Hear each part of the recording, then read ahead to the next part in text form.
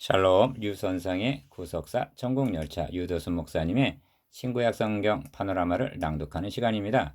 지금은 히브리서 파노라마 12장 5절에서 13절까지입니다. 경주자에게 주는 두 번째 권면, 징계를 감수하라. 도표 해설, 도표를 보시면 설명을 가한다는 것이 군더더기 같이 느껴질 정도입니다. 한눈에 들어오기 때문입니다. 이것이 분석 도표의 유익한 점입니다. 왜 징계를 감수해야만 할까요? 아들이기 때문에 채찍질 하신다는 것입니다. 첫째 단락, 징계에는 목적이 있는데 연달한 자의 유익이 있기 때문입니다. 둘째 단락, 이렇게 권면한 후에 피곤하고 연약한 자들 향해 다시 한번 도전하라. 셋째 단락라고 말씀합니다. 자녀를 징계하여 연달하시는 분은 주님께서 하나님이라 하신 같이 우리들의 아버지께서 하시는 또 다른 사랑입니다. 또 아들들에게 권하는 것 같이 너에게 권면하신 말씀을 잊었도다. 일러스되 내 아들아 주의 징계하심을 경히 여기지 말며 그에게 꾸지림을 받을 때 낙심하지 말라. 주께서 그 사랑하시는 자를 징계하시고 그의 받으시는 아들마다 채찍질 하심이니라 하였으니 너희가 참음은 징계를 받기 위함이라. 하나님의 아들과 같이 너희를 대우하시나니 어찌 아비가 징계하지 않는 아들이 있으리요. 징계는 다 받는 것이오늘 너에게 없으면 사생자여 참 아들이 아니니라. 또 우리 육체의 아버지가 우리를 징계하여도 공경하였거든 하물며 모든 영의 아버지께 더욱 복종하여 살려 하지 않겠느냐. 저희는 잠시 자기의 뜻대로 우리를 징계하였거니와 오직 하나님은 우리의 유익을 위하여 그의 거룩하심에 참여케 하시느니라. 무릇 징계가 당시에는 즐거워 보이지 않고 슬퍼 보이나 후에 그로 말미암아 연달한 자에게는 의의 평강한 열매를 맺나니 그러므로 피곤한 손과 연약한 무릎을 일으켜 세우고 너희 발을 위하여 곧은 길을 만들어 저는 다리로 하여금 어그러지지 않고 고침을 받게 하라. 히브리서 12장 5절에서 13절. 히브리서는 12장 1절에서 4절이 경주자에게 주는 첫 번째 권면이고 지금 읽은 12장 5절에서 13절까지가 두 번째 권면입니다. 경주자에게 주는 두 번째 권면은 징계를 감수하라는 말씀입니다. 주께서 그 사랑하시는 자를 징계하시고 그의 받으시는 아들마다 채찍질 하심이니라고 말씀합니다. 6절. 큰일 아들이기에 채찍질 하심. 1. 또 아들들에게 권하는 것 같이 너희에게 권면하신 말씀을 잊었도다. 일러스되 내 아들아 주의 경계하심을 경히 여기지 말며 그에게 꾸지람을 받을 때 낙심하지 말라 하십니다. 5절. 기업 첫 단락은 누구를 징계하시고 채찍질 하시는가 하는 징계의 대상을 말씀하는 내용입니다. 하나님께서는 아무나 채찍질 하시는 것이 아닙니다. 내어 버려두시는 자가 있는 것입니다. 로마서 1장 26절.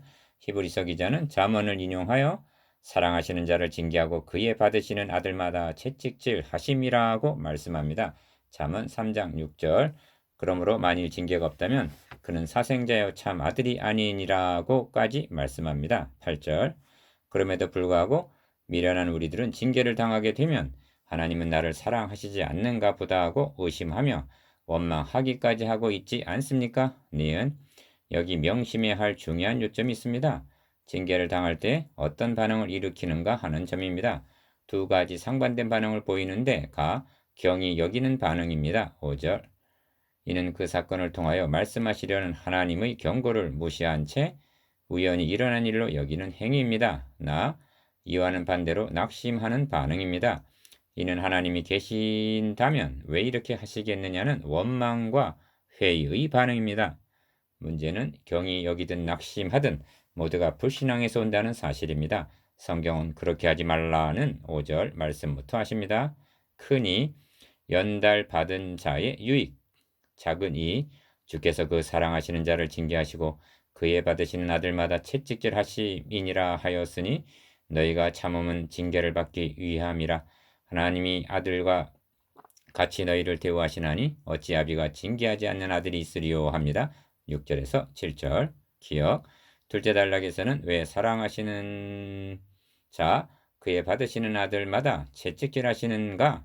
즉 징계의 목적에 관해서 말씀합니다. 그것은 연달 받은 자의 유익이 있기 때문이라는 것입니다. 육체의 부모도 그러하기 때문에 자녀들을 징계하는 것이라면 영희 아버지께서 더욱 복종하여 살려 하지 않겠느냐고 묻고 있습니다. 예, 영희 아버지께 더욱 복종하여 살려 하지 않겠느냐고 묻고 있습니다. 그렇다면 징계를 통하여 우리에게 주시는 유익이 무엇일까요? 10절. 성경은 세 가지로 말씀합니다. 첫째로 거룩하심에 참여케 하신다고 말씀합니다. 10절. 이는 징계의 궁극적인 목적입니다. 베드로전서에서도 너희 믿음의 시련이 불로 연단하여도 없어질 금보다 더 귀하여 예수 그리스도에 나타나실 때 칭찬과 영광과 존귀를 얻게 하려 함이라 하고 말씀합니다. 베드로전서 1장 7절. 이것이 거룩함에 참여케 하심입니다. 금강석을 재련함은 순금을 얻으려는 목적이요, 성도를 연단하심은 그리스도에 나타나실 때 거룩하심에 참여케 하려 하심에 있습니다. 그러므로 둘째로 징계는 금을 재련함 같은 우리의 유익을 위한 연달이라고 말씀합니다. 연달이란 선수를 훈련시키듯이 신앙의 성숙을 위해서는 반드시 받아야만 하는 것입니다. 5장 14절. 이 과정을 거쳐서 셋째로 의의 평강한 열매를 맺게 된다는 것입니다. 올림픽 마라톤에서 멸류관이라는 열매를 얻기까지에는 각고의 연달을 통해서만 가능한 것입니다. 물론 징계가 당시에는 즐거워 보이지 않고 슬퍼 보인다는 11절 그런 점을 성경은 인정하고 있습니다. 그러나 이스라엘 백성들이 애굽에서 몸에 배었던 노예 근성을 광야를 통과하면서 떨쳐버려야 했듯이 죄에 물든 우리들에게는 연달의 과정이 필수 불가결의 과정이라는 것입니다. 그러므로 시험을 참는 자는 복이 있도다. 이것에 옳다 인정함을 받은 후에 주께서 자기를 사랑하는 자들에게 약속하신 생명의 멸류관을 얻을 것임이니라 말씀합니다. 야고보서 1장 12절. 이제 여러분은 시련을 만나게 되면 경히 여기거나 낙심할 것입니까? 아니면 더욱 복종하여 거룩하심에 참여할 것입니까?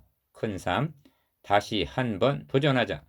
작은 삶, 그러므로 피곤한 손과 연약한 무릎을 일으켜 세우고 너희 발을 위하여 곧은 길을 만들어 저는 다리로 하여금 어그러지지 않고 고침을 받게 하라 합니다. 12절에서 13절.